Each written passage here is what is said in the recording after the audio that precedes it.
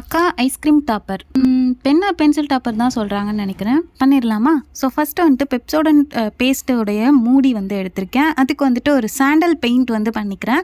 Next இது நல்லா காயட்டும். நெக்ஸ்ட் ஒரு ஃபோம் கிளே எடுத்திருக்கேன். நமக்கு எந்த கலரில் ஐஸ்கிரீம் வேணுமோ அந்த கலர் ஃபோம் கிளே எடுத்துக்கோங்க. நான் வந்து ஒரு பிங்க் கலர் எடுத்திருக்கேன். நெக்ஸ்ட் இது வந்து ஒரு ஃப்ளவர் பட் இருக்கும்ல, அந்த மாதிரி நான் மேக் பண்ணிக்கிட்டேன். அதுக்கப்புறம் ஒரு பென் இல்லைனா டூத் பிக் அந்த மாதிரி வச்சுட்டு இந்த மாதிரி அப்படியே ஒரு டெக்ஸ்சர் மாதிரி கொண்டு வந்துக்கிறேன். தென் மேலே வந்துட்டு கோன் அந்த மாதிரி வளைஞ்சிருக்கும்ல, அந்த மாதிரி பிடிச்சி விட்டுக்கிட்டேன்.